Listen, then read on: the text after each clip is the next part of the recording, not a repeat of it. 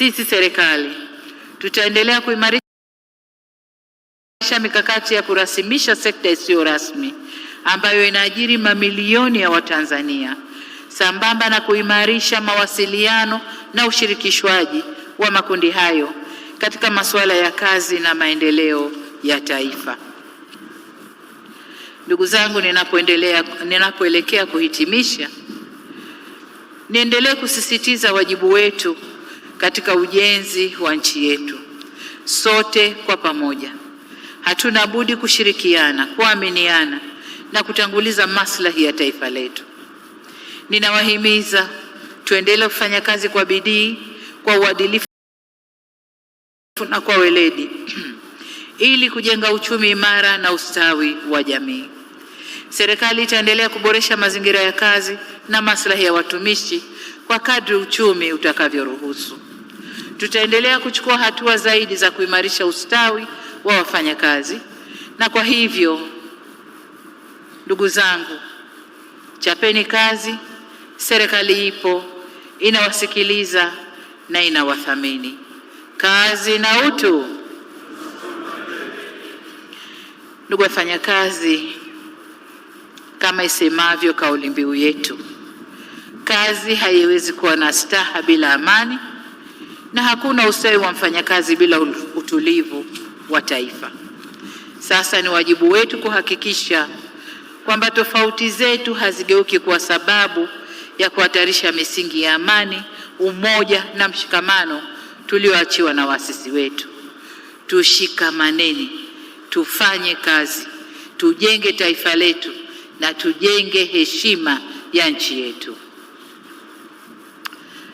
Kwa ndugu zangu wa Njombe, mmemsikia mkuu wa mkoa.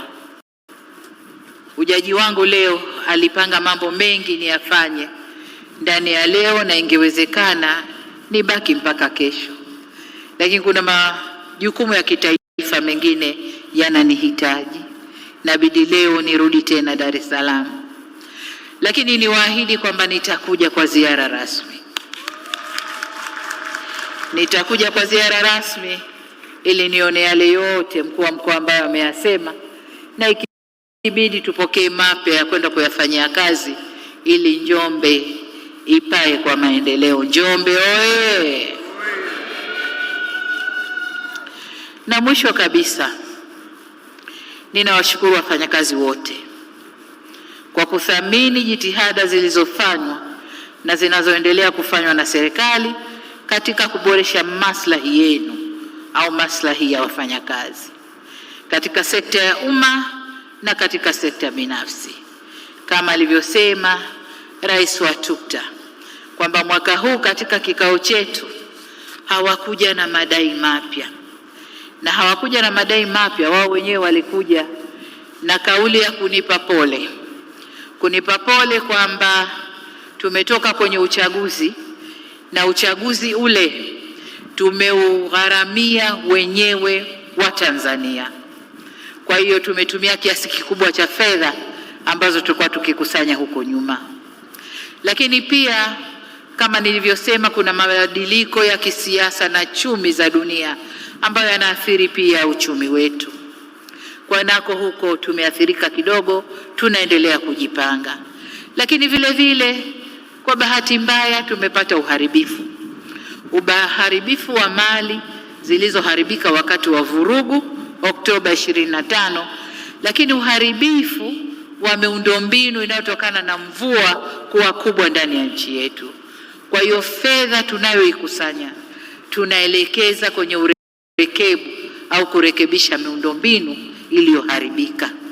Lakini vile vile kulipa madeni, tumesema tulipe kwanza madeni ya wafanyakazi, madeni ya wakandarasi, ili tunapoanza utekelezaji wa dira mpya tuanze tukiwa na mwelekeo mzuri unaoeleweka.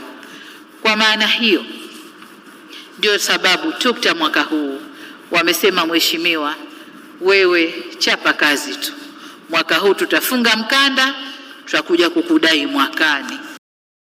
Na mimi nikawaambia mwakani, ikiwa tutachapa kazi na uchumi utakuwa kwa kiwango kinachoridhisha, tutakuja kuangalia na mwakani. TUCTA oye! Wafanyakazi safi!